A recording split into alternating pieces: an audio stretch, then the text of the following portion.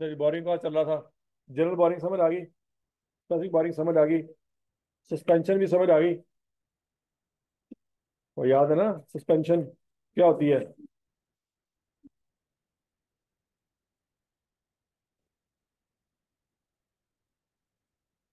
कल वाला सवाल कंप्लीट हो गया था या कुछ रहता था उसमें? कल वाला सवाल पता नहीं कल की कराया था। निकालो जरा। कंप्लीट हो गया था कि नहीं हो गया था? चलो जी बच्चों, आज एक और सवाल हमने करना है। ऑक्टागॉन पाकिस्तान लिमिटेड निकाल ले जरा।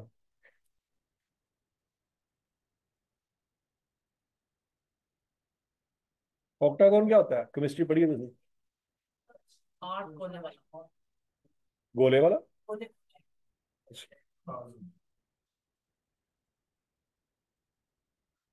Octagon Pakistan limited is in the process of preparation of financial for the year, यानी 31 दिसंबर 2018। किस साल की फाइनेंशियल में बनानी है बच्चों ने? 31 दिसंबर 2018।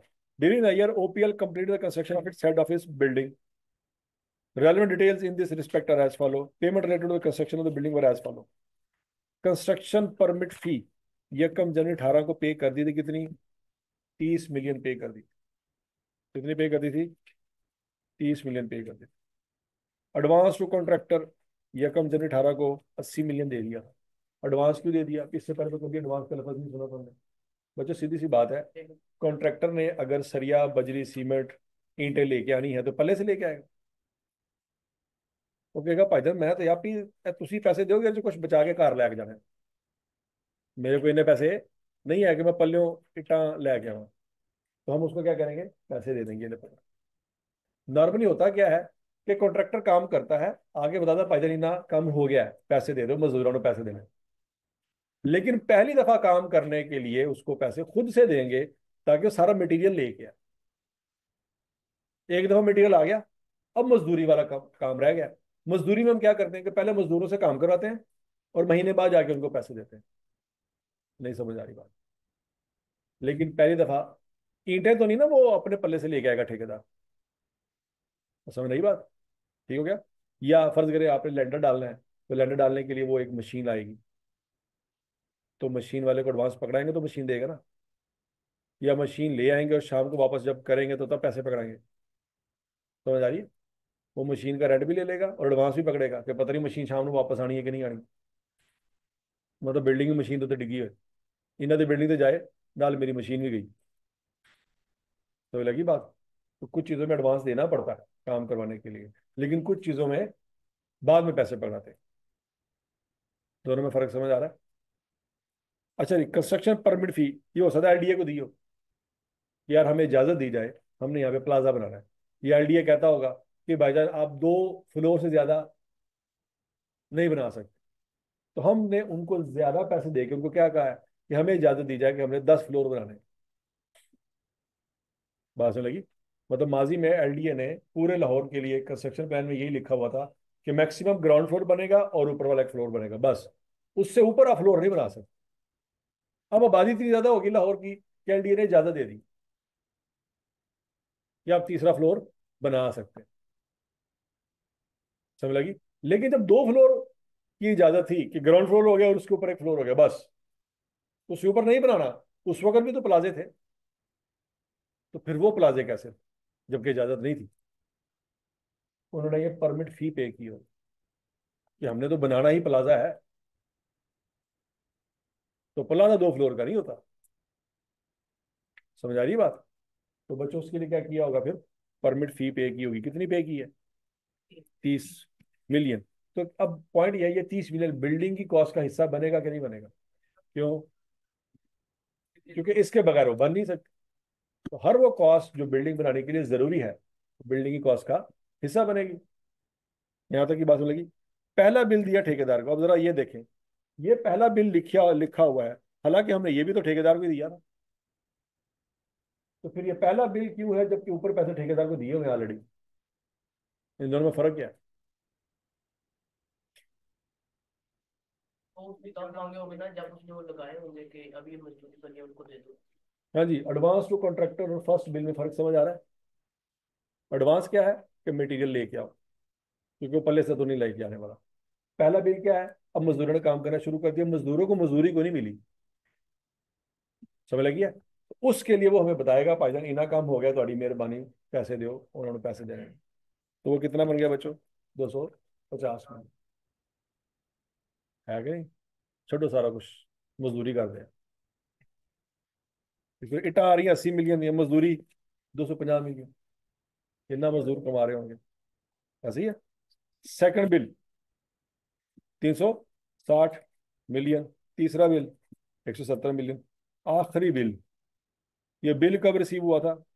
25 दिसंबर 2018 को। कितना हुआ था? लेकिन पेमेंट कब की गई? अगले साल। मेरा तो सवाल ये है कि जब उसने हमें आखिरी बिल दिया होगा कितने मिलियन का? 150 मिलियन का। तो काम हो चुका होगा कि नहीं हुआ होगा?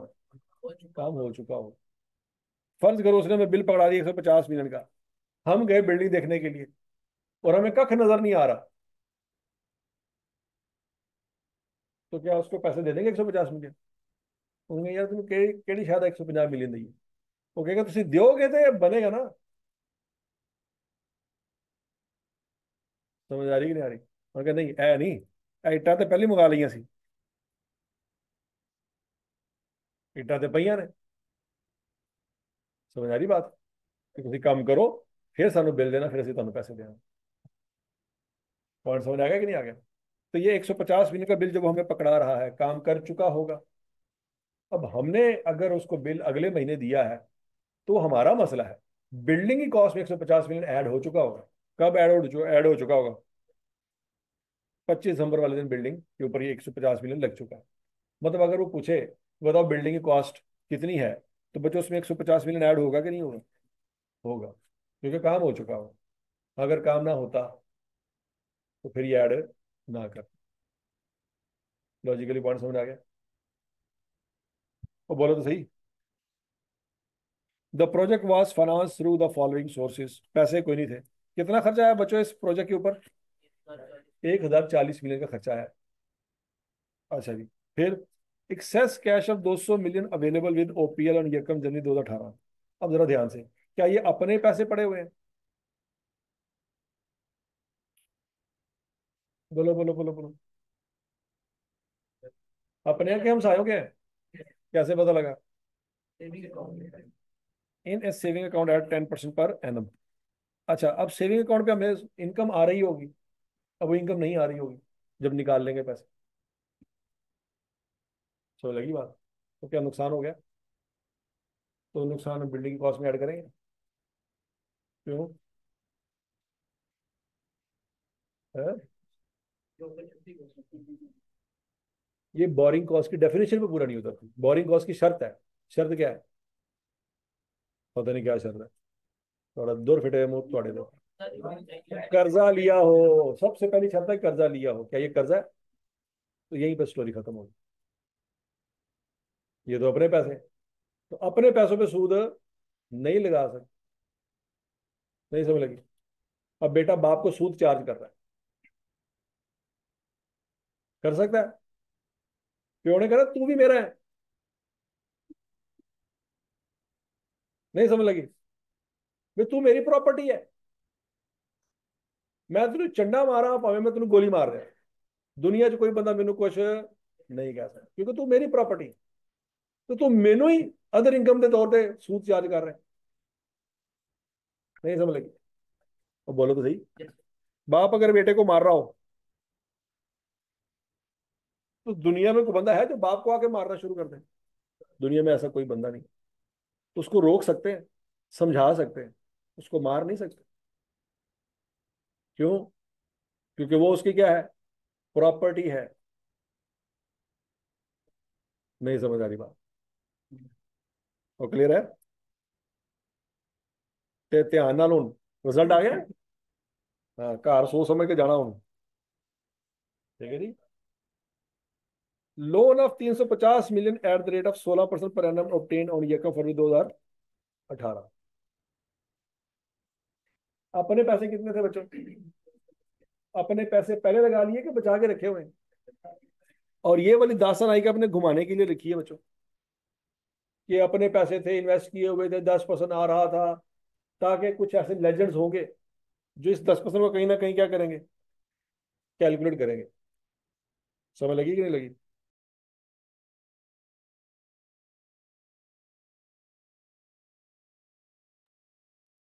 अब बोलो तो सही।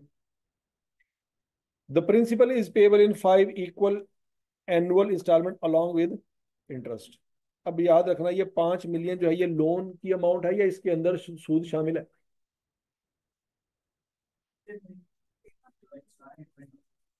इसमें लोन के अमाउंट भी शामिल है। लोन की अमाउंट है, इंटरेस्ट की गाल हो रही है। ट्रस्ट भी शामिल किया, लोन भी नहीं।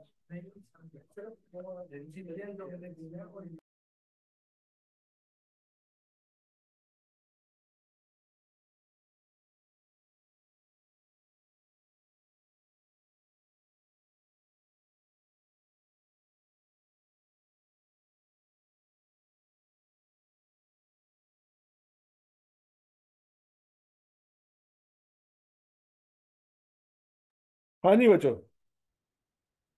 और समझ लगी है इस तरह की हरकत आई क्या करेगा कि अपने पैसों के ऊपर सूद लगा के बैठा हुआ है। तो ये याद रखना, ये कॉमन सेंस है। हम जो टॉपिक पढ़ रहे हैं ये उसकी डेफिनेशन पे ही पूरा नहीं होता था। तो जिसको डेफिनेशन अच्छी तरह से आती होगी ना, वो एक सेकंड में यहाँ पे ब्लेंडर पकड़ लेगा ही क्या कि भाईजान ए रहते केड़ी बोरिंग कॉस्ट। तो लगी, तो किसी भी स्टैंडर्ड की डेफिनेशन क्लियर होना बहुत जरूरी है, क्योंकि आएगा हर दूसरी लाइन में ऐसी बात लिखेगा जिसका सवाल से लेना देना ही नहीं होगा। लेकिन जिन्होंने अद्धे बजाते लेक्चर लिए होंगे वो कहेंगे यार आई क्या लिखे है ना कुछ तो वजह है। अब मैं जरूर कैलकुलेट करके आवागा, एम नहीं सही जाया करेगा ही कैप। तो उसका हर वर्ड गोल्डन वर्ड है, तो कितने ना कितने तो इस्तेमाल हो रहा है। ठीक है जी, तो वो आपके फेलियर में इस्तेमाल होगा। समझ रही कि नहीं? गोल्डन वर्ड तो है। आपने फीस जमा कराई थी, आई कैप ने वो इनकम के तौर पर रिकॉर्ड की, तानो फेल करता तो ये दोबारा फीस जमा कराओगे, एनुअल मेंबरशिप भी जमा कराओगे। समझ आ रही कि नहीं आ रही? तो इस एक लाइन से उसने क्या किया, कमाई की। आपको तो समझ नहीं आ रही, लेकिन उन्होंने पता है। समझ लगी बात है? अच्छा जी, अगला पॉइंट। कितना कर्जा लिया बच्चों? 350 मिलियन का। किस रेट पे, कब लिया, वापसी कैसे करनी है? क्या 5 मिलियन के अंदर सूद शामिल है? कैसे पता लगा? कहने लगी मौत। अंग्रेजी अंग्रेजी। 5 मिलियन के अंदर सूद शामिल है कि नहीं है ये बताना है। कैसे पता लगा ये बताना है। कहने लगी मौत। चलो क्योंकि 5 मिलियन तो 350 बन रहे हैं ना, सीधा सीधा जब लोन लिया है। ते उन्हें किन्ने क्या किनिया किसा ने किसा करके दे दिया ना तेन। 5 मिलियन 350।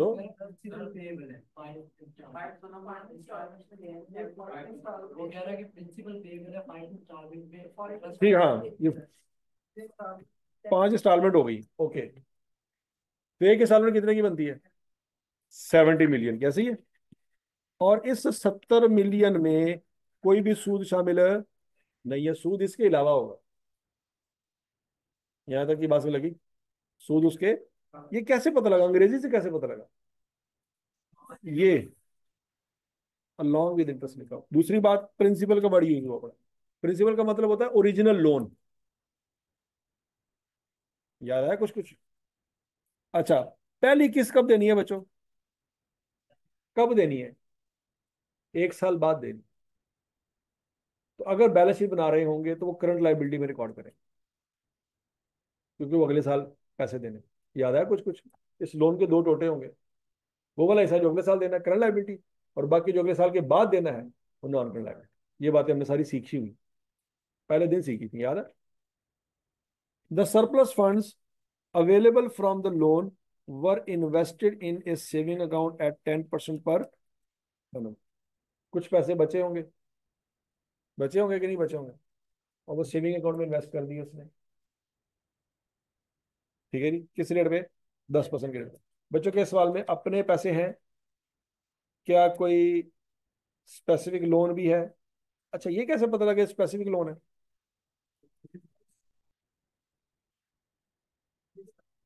हाँ जी, स्पेसिफिक का वर्ड नहीं लिखा हुआ। नहीं, स्टार्ट तो यकम जनवरी को हुआ है। एक तो बच्चों ये निशानी है कि सरप्लस फंड की उसने बात बताई है। दूसरी वो कहेगा जी गल दे उत्ते तुसीं जाना तो गल दे मोते ही दसी सी। ये नहीं। दूसरा पॉइंट ये है कि बच्चों आपने अगर लोन ड्यूरिंग कंस्ट्रक्शन लिया है तो लोन की कीमत बिल्डिंग की कीमत के बराबर हो सकती है मैक्सिमम, या उससे कम हो सकती है, उससे ज्यादा नहीं हो सकती। फॉर एग्जाम्पल, अगर उसने 2000 मिलियन का लोन लिया होता तो क्या वो स्पेसिफिक बोरिंग होती? वो स्पेसिफिक बोरिंग हो ही नहीं सकती। क्यों? बिल्डिंग में खर्चा कितना आना है? 1040 का। तो लोन 2000 मिलियन का कैसे मिल गया इसको? तो वो डेफिनेटली जनरल लोन होगा। स्पेसिफिक लोन बिल्डिंग की कॉस्ट से ज्यादा नहीं हो सकता, उसके बराबर हो सकता है या उससे कम हो सकता है हमने 1040 की मांगा हो, लेकिन उन्होंने कहा नहीं भाईजान थोड़ी डाटा दस रहा है, तो 350 मिलियन से ज्यादा लोन नहीं मिलेगा। ये हो सकता है। यहाँ तक की बात में लगी बच्चों। अगला point, withdrawal from running finance facility. अब कहता है देखो अपने पैसे कितने हैं? 200। बैंक से कितने लिए? टोटल मिला के कितने बन गए? बिल्डिंग कितने की बन रही है? ये तो पैसे पूरे ही नहीं हो रहे। पैसे पूरे नहीं हो रहे। तो फिर उसने क्या किया? तीसरे पैसे कहां से निकाले उसने? रनिंग फाइनेंस फैसिलिटी को हम क्या कहते हैं? जनरल बोरिंग कहते हैं। अरेंज ऑन यकम जनवरी 2018, the facilities were also use to finance other needs of OPL. ये बात वो क्यों बता रहा है? जनरल बोरिंग की बात कर रहा है। अच्छा, अगर ये ना भी लिखा होता तो क्या हमें पता चल जाता? कैसे पता चल जाता? रनिंग फाइनेंस का वर्ड यूज ही कब होता है? जनरल बोरिंग के लिए।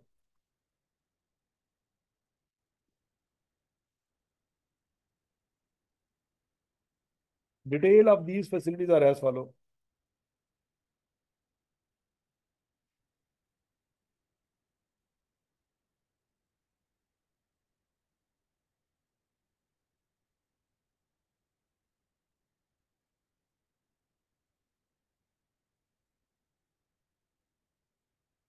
अब जनरल लोन ऑलरेडी उसके पास दो बैंकों से उसने कर्जा लिया हुआ था। एक बैंक से कर्जा लिया था 130 मिलियन, दूसरे से कितना लिया था? 340 मिलियन। यहाँ तक की बात सुन लगी। अच्छा, यहाँ पे उसने तीन कॉलम बनाए हैं बच्चों। ये 31 दिसंबर 2018 का बैलेंस। 31 दिसंबर 2018 क्या चीज है बोला? ईयर एंड आप पिछले साल का कि इस साल का? इस साल का। नजर आ रहा है? तो इस साल के एंड पे इतना बैलेंस है। ये लिमिट से क्या मुराद है? लिमिट से क्या मुराद है? हाँ याद है वो आपने, अगर आपने बैंक में अकाउंट खुलवाया तो बताता है कि एक दिन में मैक्सिमम इतने पैसे ट्रांसफर कर सकते हैं। जैसे इजी पैसा, जैज कैश, उसकी लिमिट होती है कि मैक्सिमम एक दिन में इतने पैसे निकलवा सकते हैं या इतने पैसे ट्रांसफर कर सकते हैं। तो कहता है बैंक एक्ट से मैक्सिमम लोन कितना मिल सकता है, लेकिन कितना लिया हुआ है। अच्छा, फिर आगे भी एक और चीज लिखी हुई है। ये क्या है? एवरेज। अब ये क्या साइंस है?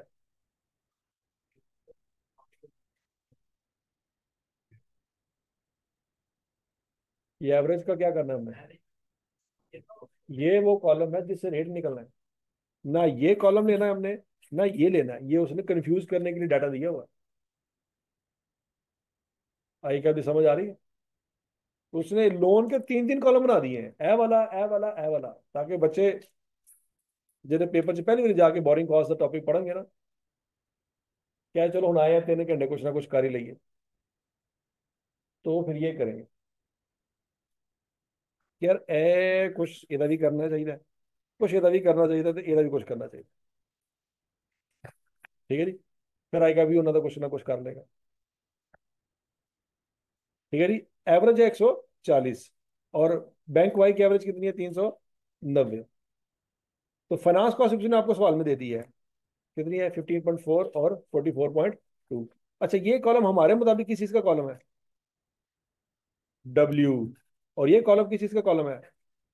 ये डब्ल्यू एक्स का कॉलम। उसने सारे कॉलम आपको दे दिए, रेट नहीं बताया तो ना बताए। हमें रेट चाहिए भी नहीं। उसने क्या दिया हुआ है? और बोलो तो सही। आवाज नहीं आ रही। फाइनेंस कॉस्ट दी हुई है, तो फाइनेंस कॉस्ट कैसे दी होगी? रेट से, ये वैल्यू किसी रेट से मल्टीप्लाई हुई होगी। उसने रेट नहीं बताया, ना बताया, बाहर में जाए। हमें डब्ल्यू का टोटल चाहिए, डब्ल्यू एक्स का टोटल नहीं चाहिए, वो उसने दे दिया। रेट निकालेंगे यहाँ पे, रेट निकाले तो शाबाश। 11 पॉइंट।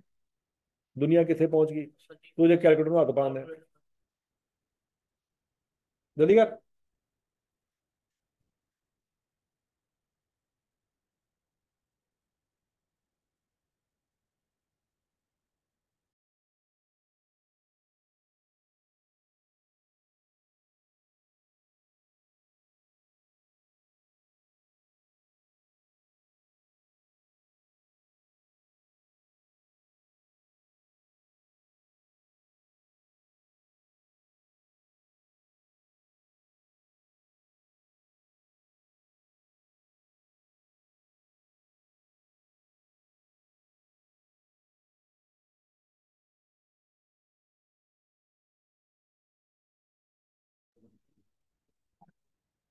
बीस हजार की नौकरी, दो फटे हाले ਤੁਹਾਡੇ ਤੇ। ਵਾਹ, ਇੱਥੇ ਮੈਨੂੰ ਪਤਾ ਹੀ ਨਹੀਂ ਮੇਰੇ ਕੋਲ ਵੀ ਬੈਠਾ ਹੈ ਕਿ ਪੈਟਰੋਲ ਦਾ ਖਰਚਾ ਕਿੰਨਾ ਮਹੀਨੇ ਦਾ? ਪੈਦਲ, ਸ਼ਾਬਾਸ਼। ਗੋਡੇ ਤੇ ਮਹਾ ਗੋਡੇ ਕਿਹੜਾ ਆਪਣੇ ਨੇ, ਪਿਓ ਦੇ ਨੇ।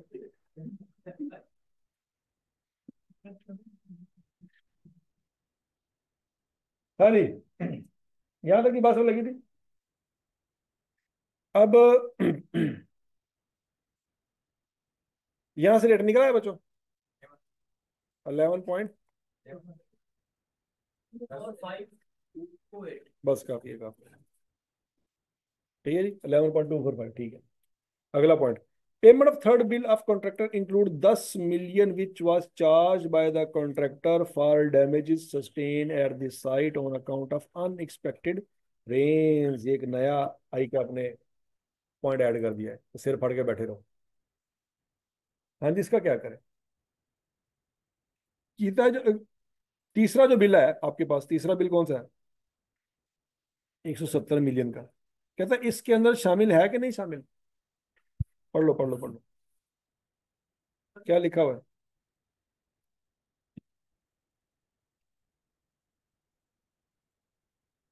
कहता है तीसरे बिल में 10 मिलियन शामिल है, मतलब उस 170 मिलियन में 10 मिलियन शामिल है। किस चीज का शामिल है? बारिश हुई, तो बारिश होने से क्या हुआ? नुकसान हुआ। तो नुकसान ठेकेदार ने किससे चार्ज किया? हमसे चार्ज किया। हमने उसको पैसे भी दे दिए कि यार हम काम कराना की करिए। पॉइंट ये है कि 10 मिलियन का लॉस है कि नहीं है। अगला पॉइंट, क्या ये लॉस बिल्डिंग बनाने के लिए जरूरी था? नहीं, जरूरी नहीं। तो लेकिन क्या दुनिया में जब भी बिल्डिंग बनाते हैं तो बारिशों की वजह से 10 मिलियन का लॉस होता है? अगर तो होता तो फिर तो ये जरूरी था, लेकिन ये जरूरी नहीं था। अगर ठेकेदार ध्यान ना काम करता तो ये सामान जो जाया हुआ है ये बच सकता था। नहीं बात समझी? अब बोलो तो सही। बस सीन ये हुआ है कि उसने, उसका सामान जाया हो गया, पता नहीं सीमेंट जाया हो गया या बजरी जाया हो गया, जो भी जाया हुआ, रुड़ गया। अब वो पैसे किसे चार्ज कर रहा है? मालिक से कह रहा है सर मैं तो गरीब हाँ, मेरे को पैसे होंगे तो यहो जिहा प्लाजा मेरा होंगे, लेकिन मैं तो गरीब हाँ, तो मैं तो 10 महीने बर्दाश्त नहीं कर सकता, तुम पैसे दो। अब मालिक ने कहा चलो ठीक है यार, ये लो पैसे। समझ लगी बात की? अब मालिकों ने पैसे दे तो दिए, लेकिन क्या ये बिल्डिंग की कॉस्ट में जाएंगे? ये बिल्डिंग की कॉस्ट में नहीं जाएंगे, ये कहाँ जाएंगे? ये प्रॉफिट एंड लॉस में। समझ लगी बात? इसका मतलब है बच्चों, बिल्डिंग की कॉस्ट ये 1040 नहीं है। समझ आएगी बात? नहीं समझ आई? ओके जी, आगे चलते हैं। The work was stop from 16 to 31 May 2018 to meet mandatory technical requirements. हाँ जी, कौन सी स्टॉपेज है ये? नेसेसरी या अननेसेसरी? नेसेसरी। ये वही पॉइंट है कि जनाब असी लेंटर पा रही था, 15 दिन वास्ते धुप लो। समझ लगी है? अगला point, further on 16 September 2018 the building control authority stopped the construction work as it raised objection on the design of the building। The matter was resolve on 30 सितंबर 2018। कितने दिन की छुट्टी होगी? 14। ये ला देने तेरे। हाँ जी, ये कौन सी स्टॉपेज है? कैसे? वो कहना था ना काम ही नहीं करने देना। डिजाइन का मतलब हर बार नहीं आता। मसला किस चीज का बच्चों? डिजाइन का। तो हमारे डिजाइनर ने चवल मारी होगी। तो कसूर बिल्डिंग का? कसूर बिल्डिंग का नहीं है। कसूर किसका है? डिजाइनर का। तो पॉइंट समझ आ गया? तो IS-23 के मुताबिक ये कौन सी स्टॉपेज है? ये अननेसेसरी है। तो इन दिनों की बोरिंग कॉस्ट बिल्डिंग की कॉस्ट में जाएगी? नहीं जाएगी। क्यों नहीं जाएगी? अननेसेसरी है। अननेसेसरी। और जो मई के महीने की है, जाएगी। वो बोरिंग कॉस्ट बिल्डिंग की कॉस्ट में जाएगी कि नहीं जाएगी? जाएगी। क्यों जाएगी? नेसेसरी डिले जो होता है उसकी कॉस्ट बिल्डिंग की कॉस्ट में जाती है, अननेसेसरी की नहीं जाती। यहाँ तक की बात समझ लगी बच्चों? अब दोनों बातें उसने यहाँ पे डाल दी। Construction of building was completed on 31 October 2018। क्यों कब मुकम्मल होगी थी ये? शुरू कब हुई थी? शुरू कब हुई थी? यकम फरवरी। थोड़ा सत्यानाश। जनवरी।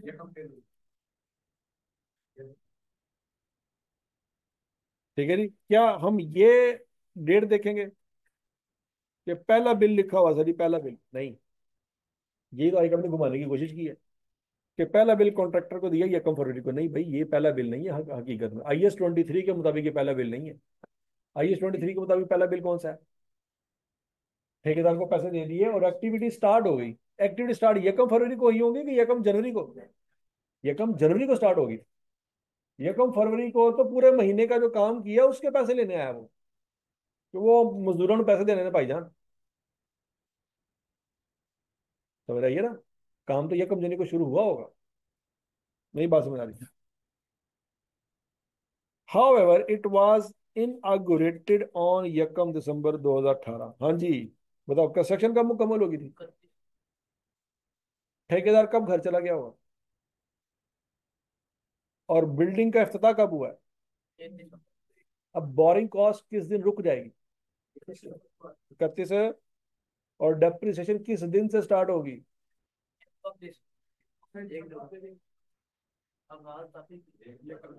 The building has an estimated useful life of 30 साल। हाँ जी। बिल्डिंग की डेप्रिसिएशन कब से स्टार्ट होगी? यकम दिसंबर को। क्यों? ये कहाँ लिखा है? कैसे?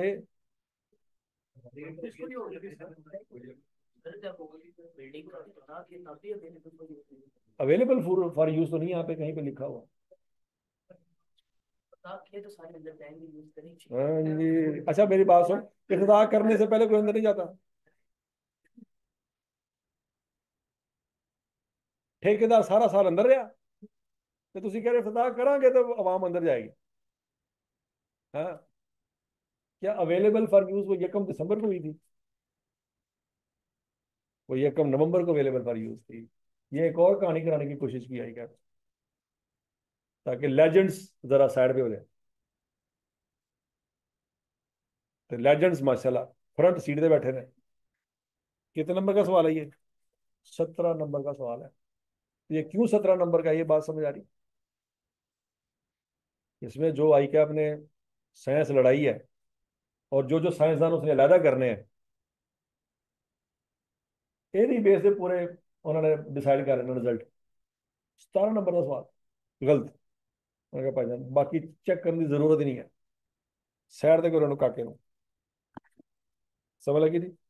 Prepare relevant extract from OPL statement of profit loss for the year 31 December 2018 and statement of financial position as on that date. अच्छा जी। अच्छा बच्चों अब ये सवाल देखिए, 17 नंबर का सवाल है। इससे पहले हमने जितने भी सवाल किए थे वो नन्हे मुन्ने से सवाल थे। या तो किसी में स्पेसिफिक बोरिंग थी या किसी में जनरल बोरिंग थी।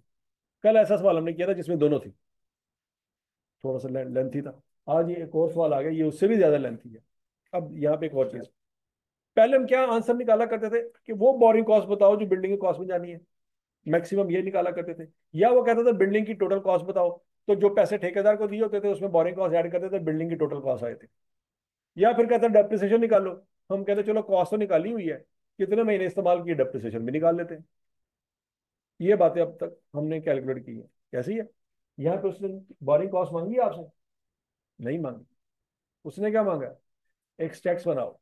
तो इसका मतलब है जो जो कुछ प्रॉफिट एंड लॉस में जाएगा और जो जो कुछ बैलेंस शीट में जाएगा वो सारा कैलकुलेट करना है। 17 नंबर उसने इतनी आसानी से नहीं आपको देने। आपके पूरे 6 महीने की मेहनत है जो आई आपसे कैलकुलेट करवा रहा है। ठीक है जी। अगर तो कहते बोरिंग कॉस्ट निकालो, फिर तो मसले कोई नहीं। हमने इतने इतने सवाल किए, मैं बोरिंग कॉस्ट ही तो कैलकुलेट की उसने। यहाँ पर उसने बोरिंग कॉस्ट तो मांगी नहीं आपसे। क्या उसने कहा बिल्डिंग की कैरिंग वैल्यू निकालो? नहीं। उसने क्या कहा? प्रॉफिट एंड लॉस में जो जो कुछ जाना है लिखो, बैलेंस शीट में जो जो कुछ जाना है लिखो। तो क्या प्रॉफिट लॉस में सेल्स लिखेंगे, कॉस्ट ऑफ सेल लिखेंगे? तो डाटा ही नहीं दिया उसने। समझ आ रही बात? अच्छा जी बच्चों, अब सबसे पहला पॉइंट, पेज नंबर 1 खाली छोड़ देंगे, क्योंकि हमें पता नहीं वहां पे क्या लिखना है। पेज नंबर 2 पे जाएंगे तो क्या करेंगे? वर्किंग। वर्किंग में सबसे पहले वर्किंग आपने कर लिया है। कौन सी? वो रेट निकाल लिया आप, कैपिटलाइजेशन रेट निकाल लिया ना। वो वर्किंग नंबर 1 लिख के वहां पे लिख दें कैलकुलेशन ऑफ कैपिटलाइजेशन रेट, और नीचे कैलकुलेशन कर ले जो जो आपने की हुई। ये वर्किंग नंबर 1 आपकी मुकम्मल होगी। समझ आ गई? और बोलो तो सही। अब ये आपने सीक्वेंस भी याद रखना है कि यार अगर इस तरह का सवाल आ गया तो पहले क्या करना है, फिर क्या करना है, फिर क्या करना है।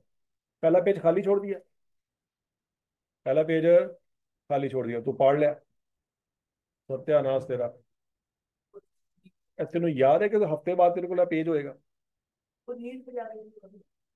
अच्छा, एक सवाल तो 2 दफा करेगा? 3 दफा? 3 अटेम्प्ट? सवाल सोल्व करने की 3 अटेम्प्ट है? वेरी गुड, शाबाश। जिगरा चाहिए था 3 अटेम्प्ट वास्ते।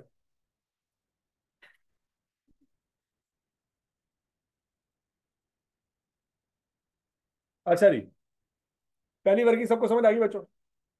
अब वर्किंग नंबर 2 आपने करनी है, वो जो कल मैंने आपको टेबल समझाया था, डिटेल ऑफ पेमेंट टेबल। याद है? कुछ कुछ बनाया जरा।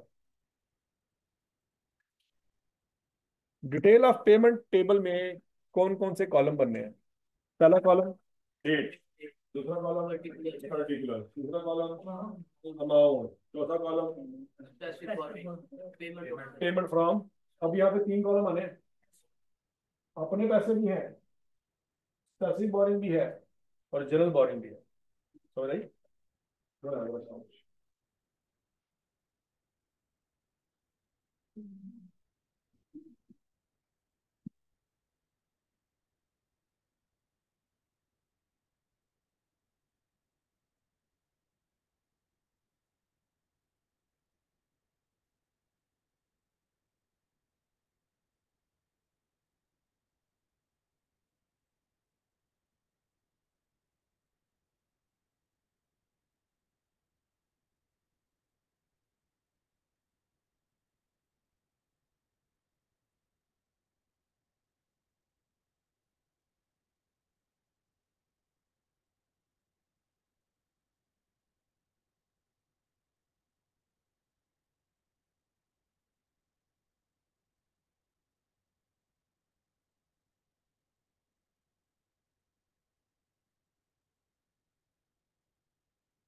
पैसे कहाँ से दिए हैं?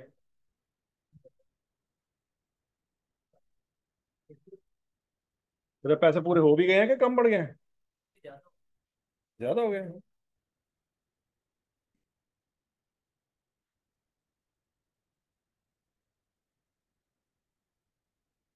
तो का नाम क्या है जी?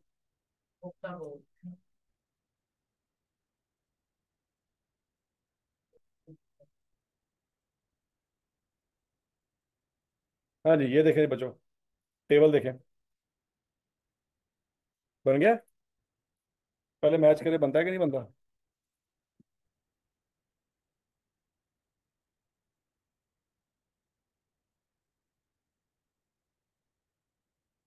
हाँ जी। कब हुई है? किस साल में? आनी है? मेरी पेमेंट की थी नहीं, वो क्या में लिखी? ये स्केड्यूल की चीज क्या है? पेमेंट से क्या मुराद है? दिए हैं कि देने हैं? दिए हैं तो दिए तो नहीं है ना, आखिरी आखिरी वाले। नहीं समझ आ रही बात।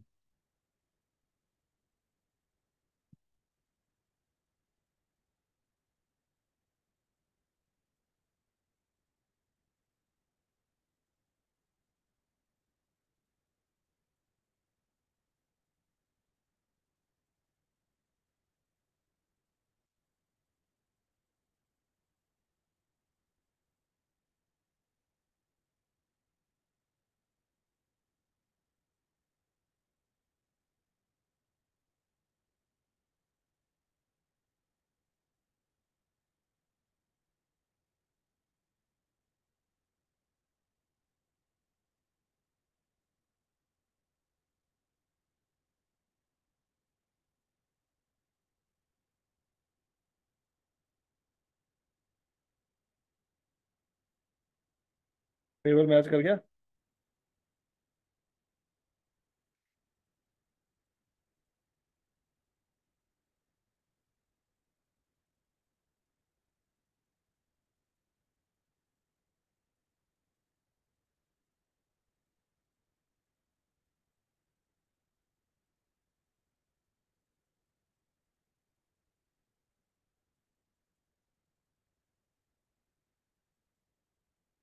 अरे यहाँ पे 170 नहीं लिखा हमने, 160 लिखा, क्यों?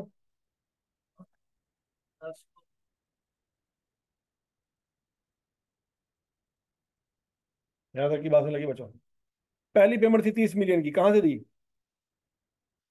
कैसे पता लगा? अपने पैसे कितने पड़े हुए हैं? 200 मिलियन पड़े हुए हैं। अच्छा जी। फिर उसके बाद एडवांस दिया, कितना? 80 मिलियन का, कहाँ से दिया? अपने पैसों से। फिर उसके बाद पहला बिल दिया कॉन्ट्रैक्टर को 250 मिलियन का, उसमें से क्या करेंगे? 250 मिलियन के पैसे देने थे, तो 90 मिलियन अपने बच गए थे, 90 मिलियन वो दिया होगा, और बाकी 160 मिलियन हमें स्पेसिफिक लोन से दिया होगा। क्यों? क्योंकि स्पेसिफिक लोन हम ले चुके थे, ले चुके थे। ठीक हो गया। अच्छा, फिर उसके बाद 360 मिलियन की पेमेंट करनी थी, वो कैसे की होगी?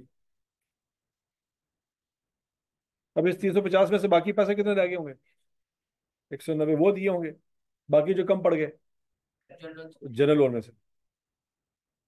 ठीक है जी। 360 की पेमेंट कैसे हुई बच्चों? अपने पैसे खत्म हो गए थे, 190 बचा हुआ था स्पेसिफिक लोन में से, बाकी 170 हमने जनरल लोन में से निकाल के दिया। फिर उसके बाद अगली पेमेंट कौन सी होनी थी? 170 की। 170 की रिकॉर्ड ही नहीं करनी हमने, 160 की रिकॉर्ड करनी है, तो वो पैसे हम कहाँ से देंगे? चलो, यहाँ तक की बात नहीं लगी बच्चों? इस पे कोई इतराज है तो बताओ।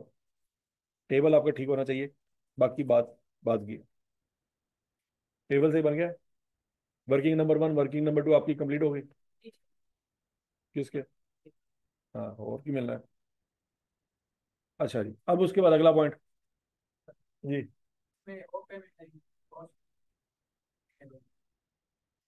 डेफिनेटली। और जो पेमेंट कॉस्ट में जानी है उसी के ऊपर तो सूद लग रहा है। जो पेमेंट कॉस्ट में ही नहीं जानी, उसके ऊपर तो टॉपिक ही नहीं है। टॉपिक का नाम क्या है? Borrowing cost. बोरिंग कॉस्ट का मतलब क्या है? कि वो सूद जो बिल्डिंग की कॉस्ट में ऐड होगा। अब वो पैसे जो किसी और को दिए हैं, उसका सूद बिल्डिंग की कॉस्ट में जा सकता है? नहीं जा सकता ना। ये 10 मिलियन किस चीज का दिए हैं? ये बिल्डिंग के ऊपर तो नहीं लगा, ये तो ठेकेदार को दिया नुकसान के। तो इस नुकसान के ऊपर भी तो सूद पड़ रहा होगा मैं, क्योंकि पैसे तो हमने वहां से निकाले होंगे ना, अपने पैसे तो खत्म हो गए। बात में लगी है? लेकिन उसका सूद अगर हमें पड़ रहा है तो बिल्डिंग कॉस्ट में नहीं जाएगा। बिल्डिंग कॉस्ट में वही पैसे सूद जाएगा जो बिल्डिंग के ऊपर लगने वाले पैसे हैं। तो बिल्डिंग के ऊपर लगने वाले पैसे कौन से हैं? तो 60 मिलियन, इसलिए 160 लिखा है। नहीं बात में लगी? हालांकि दिया तो 170 ही है, और 170 जनरल लोन में से ही दिया होगा, लेकिन ऊपर वाला जो 10 मिलियन में जनरल लोन में से निकाल के ठेकेदार को दिया है, वो चूंकि बिल्डिंग की कॉस्ट में नहीं जाना, तो उसका सूद भी बिल्डिंग की कॉस्ट में नहीं जाना। अब समझ आई बात? नहीं पल्ले पे। वो क्लियर है? टेबल बहुत इंपॉर्टेंट है बच्चों। दो वर्किंग हो गई, कौन कौन सी? कैपिटलाइजेशन रेट भी निकाल लिया, टेबल भी बन गया। अब ये टेबल हमने पहले क्यों बनाया? इस टेबल की वजह से हमारी बोरिंग कॉस्ट की कैलकुलेशन सही हो जाएगी। अब हमने दो तरह की बोरिंग कॉस्ट निकालनी है, कौन कौन सी? स्पेसिफिक बोरिंग और जनरल बोरिंग। क्या स्पेसिफिक बोरिंग और जनरल बोरिंग उसने सवाल की रिक्वायरमेंट बनाई है? उसने तो नहीं मांगी, लेकिन हमें बनानी पड़ेगी। तो अगर उसने सवाल में नहीं मांगी तो इसका मतलब है बच्चों वो भी वर्किंग में जाएगी, क्योंकि उसने सवाल में नहीं मांगी तो हम मेन रिक्वायरमेंट के तौर पे नहीं लिखेंगे। स्पेसिफिक बोरिंग की कैलकुलेशन भी बच्चों किस जगह पे लिखेंगे? पेज नंबर 2 पे वर्किंग में लिखेंगे। पॉइंट समझ आ रहा है? तो वर्किंग नंबर 3 फिर कौन सी हो जाएगी? Specific boring. स्पेसिफिक बोरिंग का फार्मूला दिमाग में लेके interest incurred on loan minus investment income. याद आ रहा है? फार्मूला लिखो शाबाश, जल्दी करो। ठीक है जी। इस एक क्वेश्चन से बच्चों आपका पूरा स्टैंडर्ड रिवाइज हो जाएगा आज। हर चीज इसमें कैलकुलेट हो जाएगी। स्पेसिफिक बोरिंग में दो लाइनें आनी है, कौन कौन सी? Interest incurred on loan less investment income.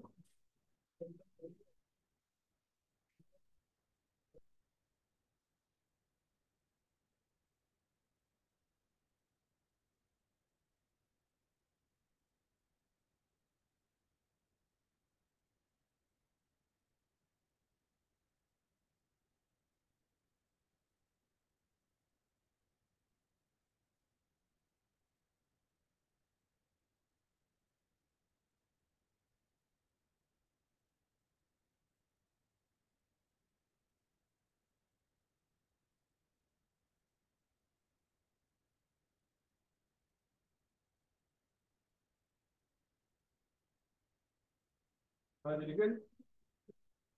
अच्छा जी बताइए, इंटरेस्ट इनकर्ड ऑन लोन कैसे निकालेंगे?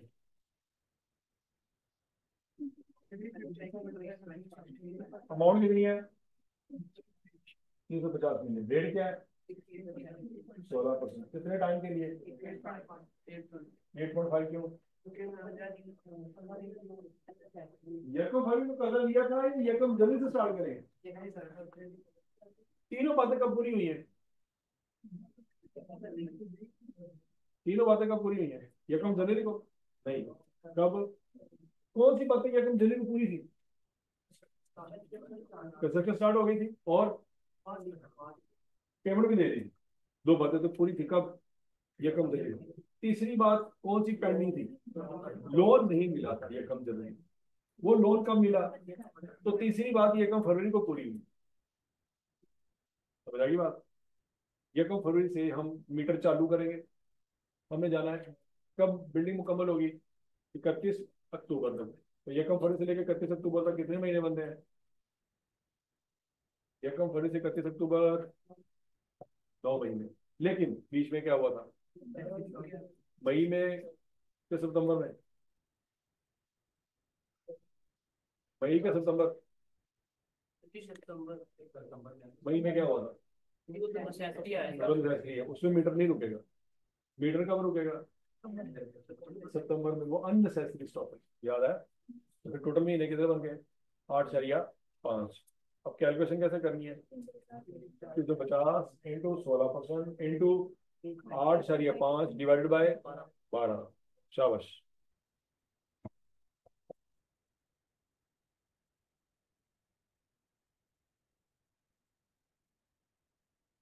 क्या आंसर आएगा बच्चों? 39.666 ऐसे ही है या 39.67 मिलियन?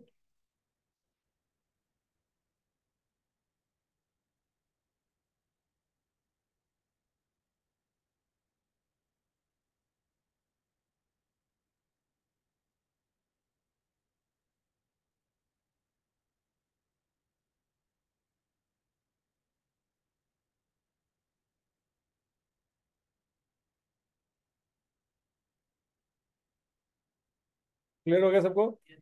अच्छा जी, अगला पॉइंट इन्वेस्टमेंट इनकम। कितने पैसे मिले थे? किस दिन मिले थे? यकम फरवरी को। तो क्या यकम फरवरी को ही निकाल के दे दिए थे या कुछ कुछ दे दिए थे, कुछ रह गए थे? कितने दे दिए थे, कितने रह गए थे? ये देखो लिखा हुआ है 160 की पेमेंट हुई थी कब? यकम फरवरी को। बाकी 190 की पेमेंट हुई थी कब? तो 190 मिलियन यकम फरवरी से ही बचा हुआ था। कब तक बचा रहा? 3 महीने तक बचा रहा। ये इस टेबल से बात आपको समझ आई है? ये टेबल इसलिए जरूरी था। ठीक है जी। तो कौन कौन से महीने बचो? फरवरी, मार्च और अप्रैल के महीने 190 मिलियन आपका पड़ा रहा। किस रेट में पड़ा रहा? 10% पे पड़ा रहा। तो बच्चों निकाल लो आंसर क्या आता है। 4.75। वो उसमें से माइनस कर देंगे तो स्पेसिफिक बोरिंग की फाइनल वैल्यू आ जाएगी।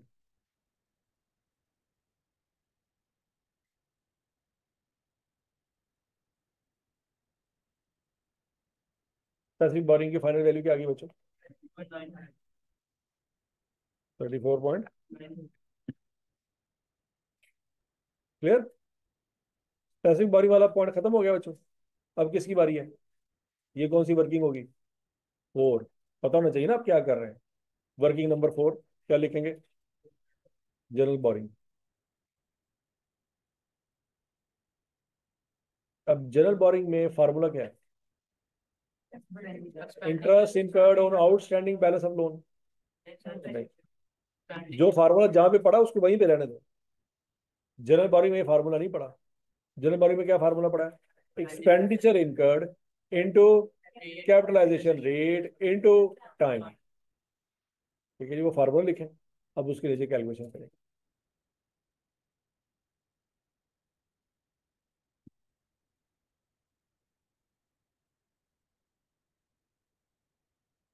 जनरल बोरिंग का फार्मूला लिख लिया? पहले फार्मूला लिख लिया। शाबाश शाबाश शाबाश। क्लियर है जी? सबसे पहली दफा जनरल बोरिंग में से पैसे कब निकलवाए? कितने निकलवाए? 170 निकलवाए। ये टेबल आपको बताएगा। ठीक हो गया। अब यकम मई को पैसे निकलवाए। मीटर चालू होगा यकम मई से। रेट क्या लगाएंगे? 11.25 जो आपने वर्किंग नंबर 1 की होगी उसका हवाला दे देंगे वर्किंग नंबर 1। और समझ आ गई बात है? अमाउंट आ गई, रेट भी आ गया। अब टाइम का मसला है। मई का महीना काउंट होगा कि नहीं होगा? मई, जून, जुलाई, अगस्त, सितंबर का क्या करेंगे? 15 दिन लेंगे। याद है? और फिर सितंबर के बाद अक्टूबर। कितने महीने बनते हैं? 5.5। 5.5 लगाएं। शाबाश।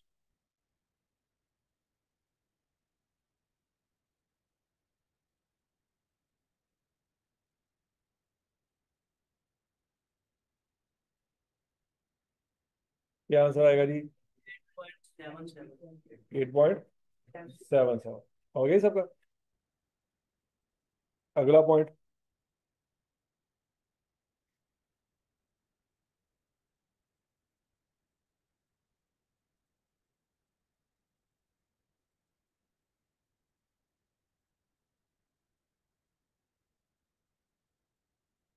तो वो जो अगला पॉइंट ये है कि दूसरी पेमेंट कब की है?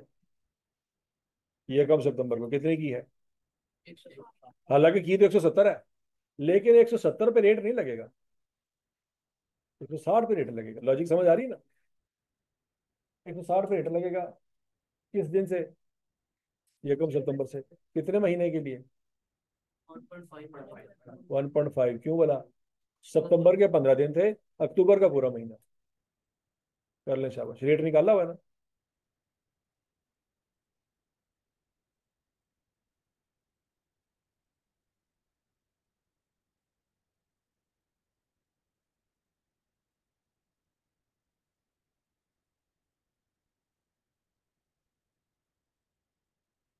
तो कैलकुलेशन कर ली बच्चों?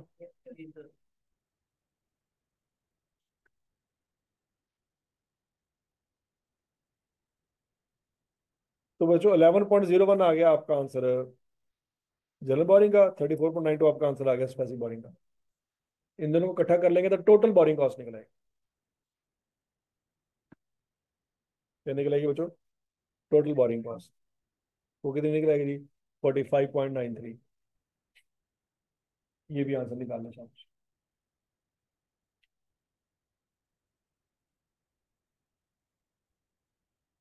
और तरीका समझ आ रहा है कि पेपर में आके सवाल आ जाए 17 नंबर का, तो करना कैसे है। पहला पेज खाली, कख नहीं पता की कर रहा है। सबसे पहले किस पेज की तरफ जाएंगे, पेज नंबर 2 की तरफ जाएंगे। सबसे पहले वर्किंग कौन सी करेंगे, रेट निकाल लिया, फिर टेबल बना लिया, फिर स्पेसिफिक बोरिंग, फिर जनरल बोरिंग, फिर उसको टोटल निकाल। ठीक हो गया। अच्छा, अब आप चाहें तो बिल्डिंग का टोटल निकाल लें, नहीं निकालना तो कोई मसला नहीं, हम आराम से बैलेंस शीट में भी लिख सकते हैं, कोई टेंशन वाली बात नहीं है। अच्छा जी, ये वाली वर्किंग तो आपने ऑलरेडी कर ली है ना, ये सारी वर्किंग हमारी पूरी होगी। अब आए पेज नंबर 1 पे, ताकि आपको सीखो समझ आए पेपर में अगर सवाल करना कैसे है। आ जाए पेज नंबर 1। सबसे पहले लिखे जी एक्सट्रैक्ट्स ऑफ एसओसीआई, मतलब एसओसीआई के एक्सट्रैक्ट्स बनाने हैं ना।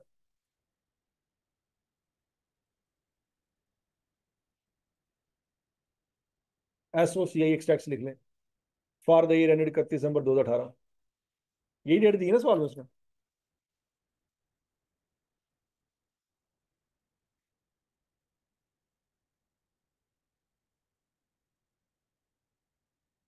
अब वो जो जरा तसल्ली से सोचो, इनकम स्टेटमेंट में क्या क्या चीजें आ सकती हैं मैक्सिमम। डेप्रिसिएशन आनी है, सेल तो नहीं दी सवाल में, कॉस्ट सेल भी नहीं दी, ग्रॉस प्रॉफिट भी नहीं निकाल सकते। ग्रॉस प्रॉफिट के नीचे वाले एरिया में कुछ ना कुछ हम लिख सकते हैं, क्या लिख सकते हैं। सबसे पहले डेप्रिसिएशन, डेप्रिसिएशन के बिल्डिंग की कॉस्ट फाइनल होना जरूरी है। पॉइंट समझ लगे। डेप्रिसिएशन का रेट या लाइफ हम इस्तेमाल करेंगे जब बिल्डिंग की कॉस्ट हमें पता होगी। तो क्या बिल्डिंग कॉस्ट पता फाइनल कर सकते हैं बच्चों, कितनी है। 1030 तो ये होगी ना, इसमें जमा कर देंगे बोरिंग कॉस्ट।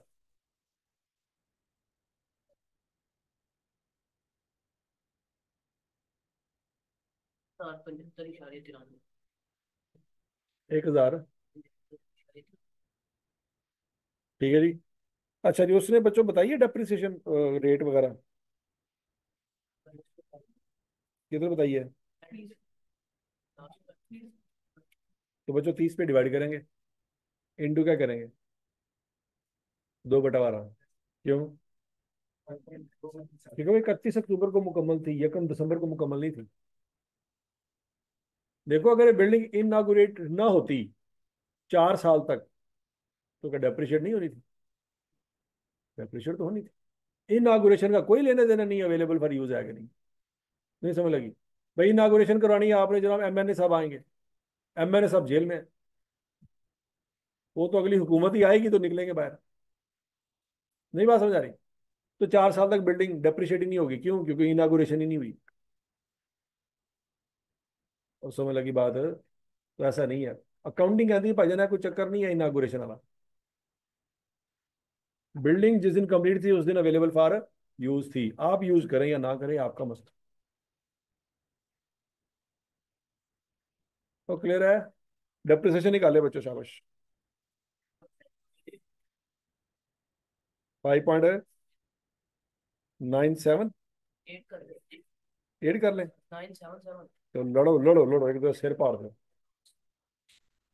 ठीक है नहीं बच्चों, 5.98 सबको समझ आ गया कि नहीं समझ आया। अगला पॉइंट, वो ठेकेदार को हमने पैसे दिए थे वो बारिशों की वजह से, वो भी हमने क्या कहा था, कहाँ जाएंगे। तो लिखे loss due to rain.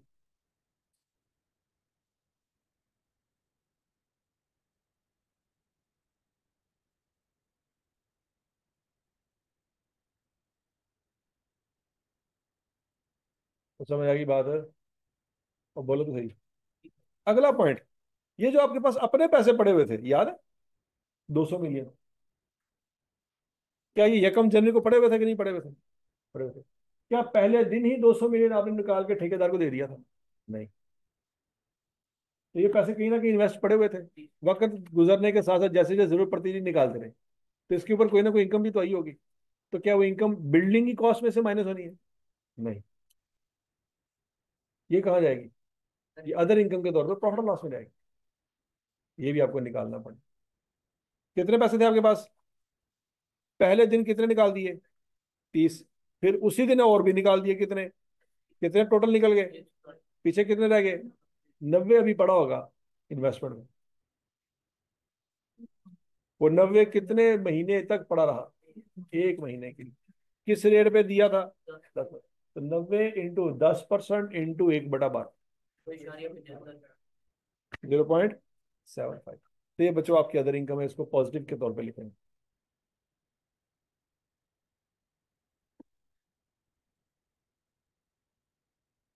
Husband शुद्धमन। Clear? और कुछ रह तो नहीं गया? क्या चीज? देखो आपके पास पहले दिन कितने पैसे थे? 200। पहले दिन आपने कितने पैसे निकाले हैं? कितने बाकी बच गए? तो वो कहीं पड़े होंगे ना? किस रेट पे? कितने टाइम के लिए? Table table table table table देखो। ये 90 कब निकाले?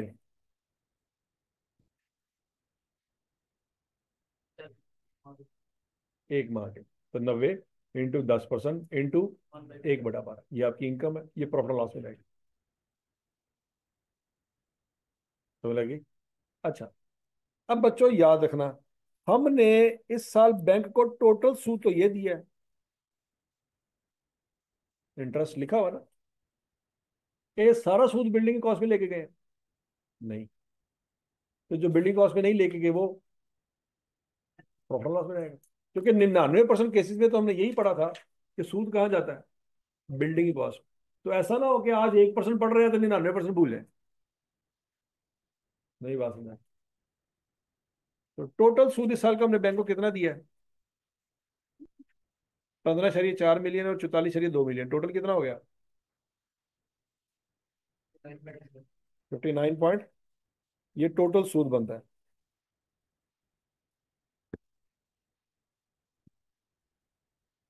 इसमें से कितना माइनस करेंगे? 11.01। आप कहेंगे नहीं सर वो तो ज्यादा बनता था, वो तो 43 बनता था। 11.01 क्यों किया?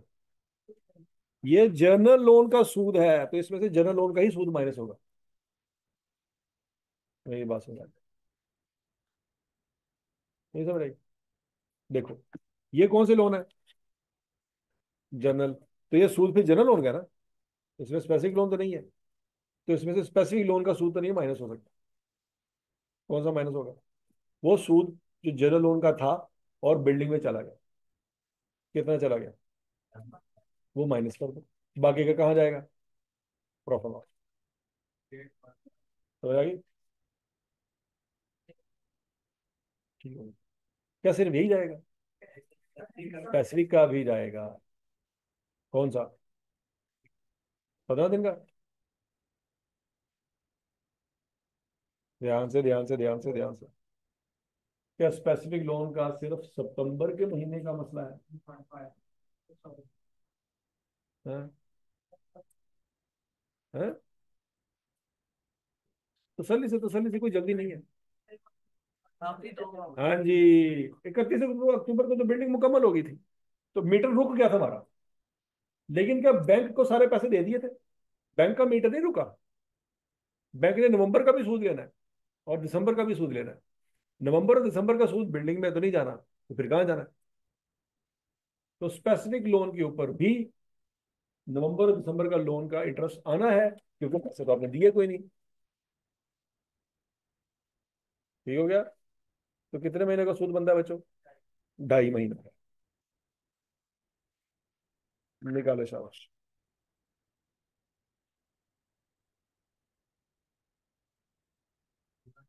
7.67। 11.67 स्पेसिफिक बोरिंग का और 48.59 जनरल बोरिंग। अब जाके आपका प्रॉफिट लॉस मुकम्मल हुआ है।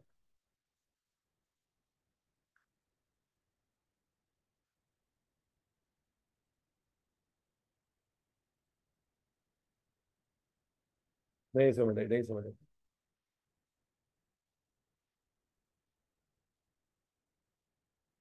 हम्म।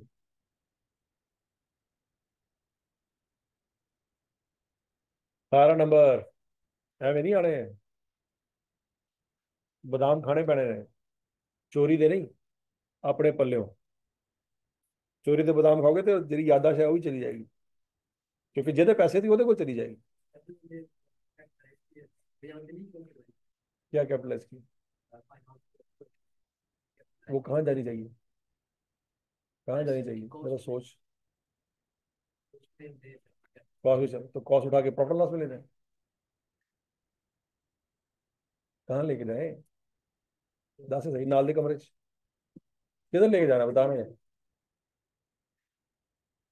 लोकेशन दसो ना, लोकेशन। लोकेशन क्या है, लोकेशन है? कहाँ कहाँ करवाए, लोकेशन पूछ रहा मैं। ये क्या बना रहे हैं? तो वो क्या है? कैपिटलाइज करने से क्या मुराद है? एसिड कहाँ होते हैं? वाह वाह वाह वाह वाह वाह, क्या किए। तो इसमें बैलेंस शीट बना दे, है ना।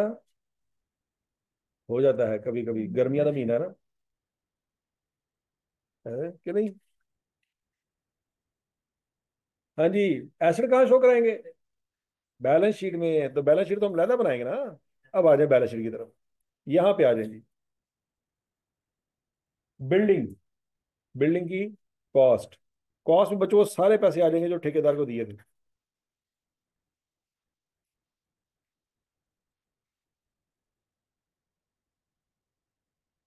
कितने पैसे दिए थे ठेकेदार को?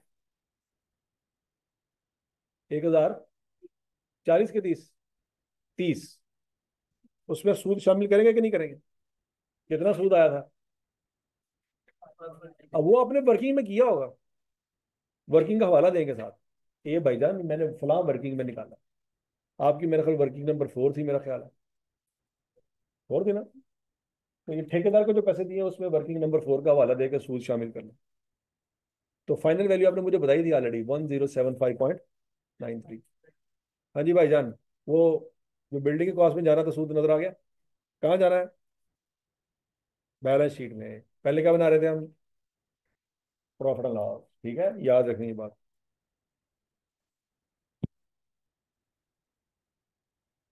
ठीक हो गया नहीं? फिर डेप्रिसिएशन चार्ज होगी 2 महीनों की, जो प्रॉफिट एंड लॉस में लेके गए हैं, तो यहाँ पे क्यूमुलेटेड डेप्रिसिएशन के नाम से माइनस होगी।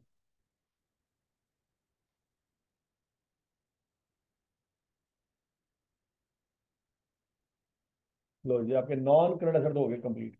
अब किसकी बारी है? Current asset. करंट एसेट में तो काफी नहीं आना। अगर वो बताता कि साल के एंड पे ये चीजें पड़ी हुई हैं, ठीक है जी, तो वो करंट एसेट में लिख देते। फॉर एग्जाम्पल कहता है बैंक बैलेंस इतना बचा हुआ है, ऐसे बचा तो कुछ भी नहीं हुआ, अपने तो सारे पैसे लग गए। तो करंट एसेट में कुछ भी शो नहीं कराएंगे। फिर किसकी बारी आएगी? इक्विटी एंड लायबिलिटी की। इक्विटी में कुछ लिखेंगे? कुछ भी नहीं।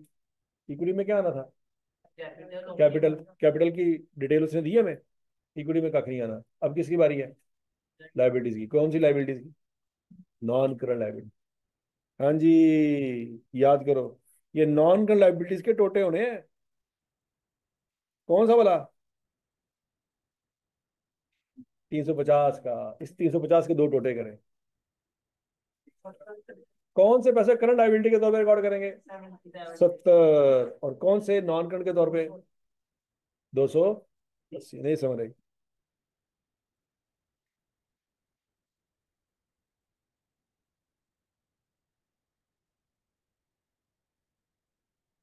हजम, नहीं समझ रही?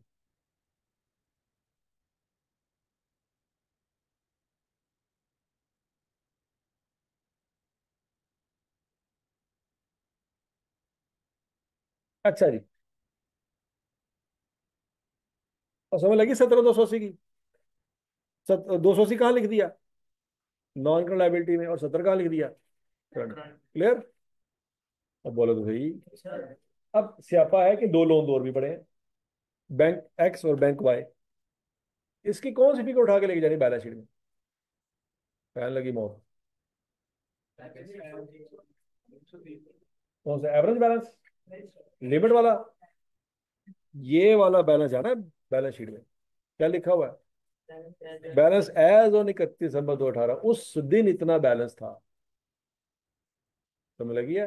रेट कैलकुलेट करने के लिए वो कॉलम यूज हुआ है, लेकिन बैलेंस शीट में जाने के लिए पहला कॉलम यूज हुआ है। हमें इतनी से तीन तीन कॉलम दिए। ये बात याद रखनी है कि रेट कैलकुलेट करने के लिए कौन सा कॉलम यूज करेंगे? एवरेज वाला। और बैलेंस शीट में लेके जाने के लिए कौन सा कॉलम यूज करेंगे? Average balance balance sheet date पे नहीं होता। बैलेंस शीट डेट पे जो बैलेंस उसने दिया हुआ है वही होता है। ये बैलेंस सुविधा ये बकाया है। Very good question. वाह, क्या बात कर दी तूने।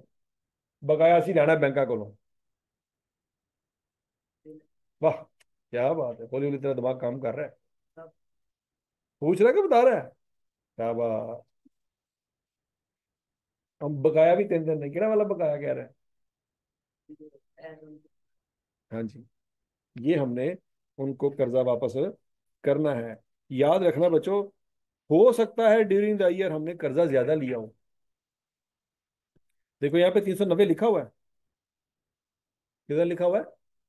390। लेकिन क्लोजिंग बैलेंस कितना है? इसका मतलब है कुछ ना कुछ वापस कर दिया होगा। सूद तो किसी और लोन पे लगा है ना। नहीं समझ लगी? ये वाला सूद किस पे कैलकुलेट हुआ बच्चों? लेकिन बैलेंस शीट डेट पे कितना लोन है? 340। इसका मतलब है बाकी 50 वापस किया होगा ना। नहीं समझ आ रही? तो अब बैलेंस शीट डेट पे वो लोन लिखेंगे जो बाकी देना है, या टोटल लिखेंगे जो लिया था? जो देना है वो लिखेंगे। लिया तो हो सकता है 600, लेकिन बैलेंस शीट पे तो वो लिखेंगे जो बाकी रह गया। तो कितना रह गया? बैंक एक्स से 130 का रह गया, और बैंक वाई वाला 340 का। अच्छा, अब स्यापा अगला ये है, करंट में लिखेगा नॉन करंट में लिखेगा? हाँ जी, ये तो सोचा ही नहीं।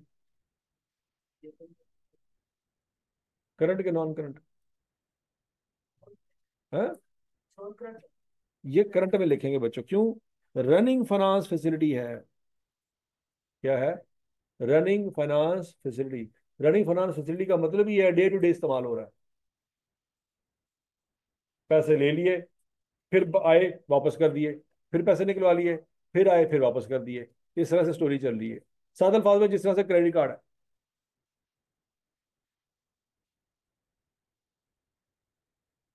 और समझ आ गया है?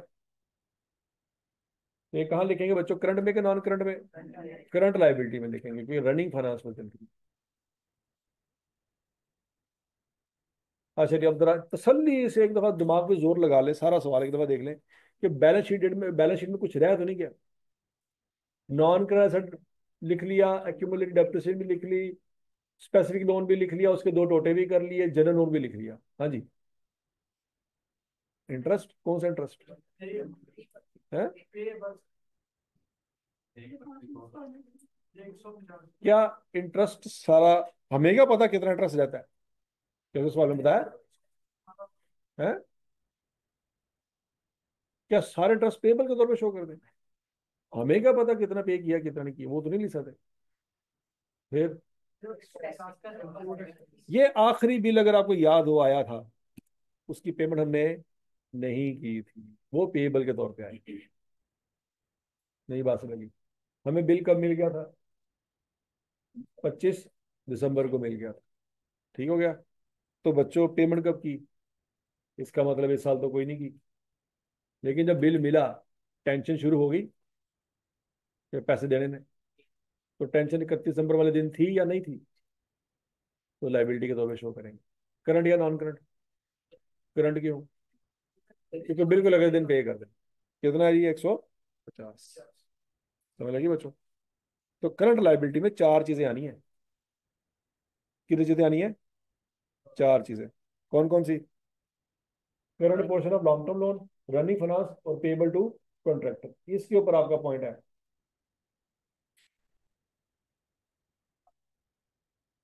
हाँ, ये स्पेसिफिक लोन की तरफ आ रहे हैं। देखो बच्चों, ये जनरल लोन हमारा था, वो कितना था? 59.6। हमें इसके बारे में नहीं पता हमने पे कर दिया कि नहीं कर दिया। इसके बारे में नहीं पता कि पे कर दिया कि नहीं कर दिया। लेकिन इसके बारे में हमें पता है। कैसे? उसने कहा था 5 किस्तों में कर्जा वापस करेंगे, साथ सूद भी देंगे। तो क्या इस साल ये कर्जा वापस किया? नहीं किया, तो सूद भी नहीं दिया होगा। पहली दफा किस्त कब देनी है? 1 फरवरी 2019 वाले दिन देनी है, तो फिर सूद भी उसी दिन देंगे। लेकिन मसले ये हम कहाँ पे खड़े हैं? तो उस दिन तक कितने महीने गुजर गए? कितने महीने गुजर गए? तो 11 महीनों का सूद पे नहीं किया होगा, वो पेबल के तौर पे आएगा। तो 15 दिन का क्या करना है? सितंबर के 15 दिन। इसका उससे कोई लेना देना नहीं है, भला क्यों? क्योंकि ये हमने बैंक को देने हैं। बैंक का मीटर कभी भी नहीं रुकता। बैंक ने कहना भाईजान मिन्नू की लगे, नेसेसरी स्टॉपेज थी कि अननेसेसरी थी, मैनू तो तुम सीधा सीधा भाईजान इन्हें महीने सूद दो। मैंने तुमको कर्जा कब दिया था? 1 फरवरी को। 31 दिसंबर को कितने महीने हो गए? 11 महीने हो गए। 11 महीने सूद छाड़ते करो। हम कहें कि नहीं नहीं वो नेसेसरी स्टॉपेज थी, अननेसेसरी स्टॉपेज थी। वो कहेंगे वो IS-23 वास्ते। मेरे वास्ते कोई नहीं। नहीं बात समझा रहे? IS-23 तुम्हारा मसला है, मेरा नहीं है। मैं तेन कर्जा दिता ही तो क्या सी कि IS-23 अप्लाई करो मेरे ते। नहीं, मेरा मीटर चालू हो गया सी 1 फरवरी, और 31 दिसंबर आ गई, कितने महीने बन गए? 11 महीने। समझ लगी? अब बोलो तो सही। ये यहाँ पे बच्चों क्यों लिखा है? वैसे सवाल सोचने वाला है। किस वजह से लिखा ये? कैसे पता लगा? हो सकता पे कर दिया हो, कैसे पता लगा पे नहीं हुआ? उससे सवाल में बताया हुआ है कि हमने ये कर्जा वापस करना है 5 किस्तों में, अलॉन्ग विद इंटरेस्ट। इंटरेस्ट उसके साथ ही पे करेंगे, अलग नहीं पे करेंगे। और पहली दफा किस्त जो देनी है वो कब देनी है? या फिर यहां से पता लगा। देखो जनरल लोन के बारे में नहीं पता मैं। जनरल लोन के ऊपर भी तो सूद है 59.6 का, वो हमने बैलेंस शीट में नहीं लिखा। क्यों नहीं लिखा? क्योंकि हमें नहीं पता पे हो गया कि नहीं हो गया, लेकिन ऊपर वाले का कन्फर्म है कि नहीं पे हुआ। नहीं बात समझ? बोलो तो सही। तो 350 मिलियन इंटू 16% इंटू 11/12। वो क्लियर है? अच्छा, इसमें इन्वेस्टमेंट इनकम क्यों नहीं माइनस की?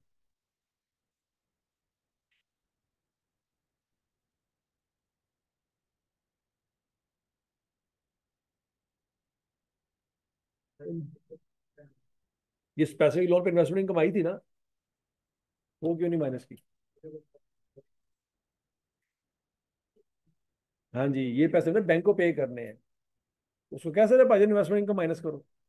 उन्हें कहना भाजन तुसी इन्वेस्टमेंट इनकम जो तो की सी तुसी लैके गए सी कि मैनू दी सी। समझ आ रही है ना? इनकम तुमने कमाई है और तुम मेरे खाते में से माइनस कर रहे हो। तो माइनस करने की इजाजत देगा? नहीं, माइनस करने की इजाजत नहीं देगा। समझ लगी है? ऐसा ना होगा आप यहाँ पे कहें सर ये देखें स्पेसिफिक लोन के ऊपर इंटरेस्ट है तो इसमें से इनकम माइनस करें। वो वाली बात कहाँ पड़ी है? IS-23 में। ये IS-23 नहीं है। समझ लगी है? तो जो बात जहां पे पड़ी वहां पे फिट करो, हर जगह पे फिट करने की जरूरत नहीं है। हाँ जी। इसी में से हमने स्पेसिफिक बॉडी में यानी जो इंटरेस्ट था इस पे वो कॉस्ट में डाला था, तो यही अब हम पेबल में डाला। डेबिट क्रेडिट के हिसाब से बात समझ आती है। एंट्री पास करो। इंटरेस्ट पड़ गया जनाब आपको 40 मिलियन का। डेबिट क्या करें, क्रेडिट क्या करें? पैगी मौत। फर्क है। इंट्रोडक्शन टू अकाउंटिंग च पढ़िया तू? ऐ नहीं तू कैसा रहा सर मेरा आज पहला लेक्चर है। लोन लिया 100 मिलियन का, 10% इंटरेस्ट पड़ गया, कितना हो गया? इसकी एंट्री पास करो। पेबल होगा। तो डेबिट, डेबिट क्रेडिट की करना है? पेबल डेबिट क्रेडिट क्या करना है? पेबल इंटरेस्ट पेबल क्रेडिट हो जाएगा हाँ, डेबिट क्या होगा? ना। हाँ, इंटरेस्ट एक्सपेंस। ये जो ऊपर ये सूद यहाँ पे गया है ना, ये डेबिट साइड है। कौन सी साइड है? और ये जो नीचे आ रहा है ये कौन सी साइड है? ये क्रेडिट साइड है। ये एंट्री डबल एंट्री पास हो रही होना कराई कि भाईजान हर चीज की क्या होती है? Double entry. तो डबल एंट्री पास करोगे तो गल समझ आनी कि उत्थे गया तो इत्थे क्यों आया। भाई उत्थे डेबिट गया थे क्रेडिट आ रहा है।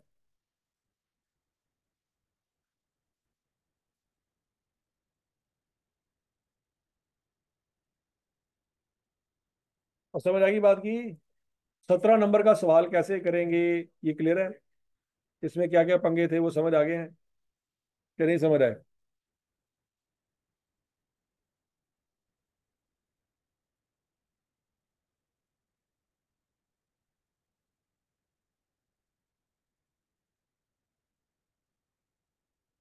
अच्छा बच्चों आपने,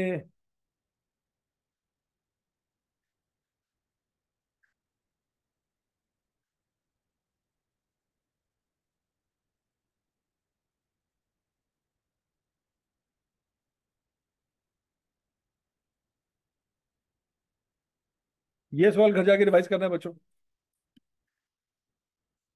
क्या करना है जी?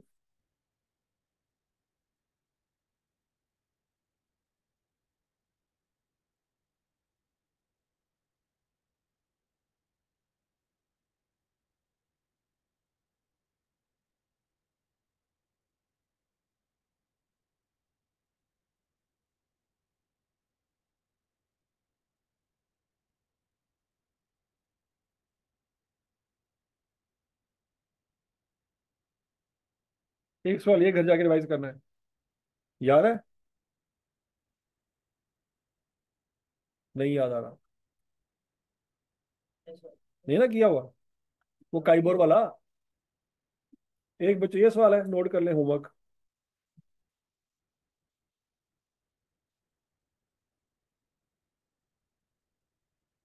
एक ऑक्टागोन वाला और एक एमएनसी वाला। और एमएनसी भूल गए होगे। और याद है?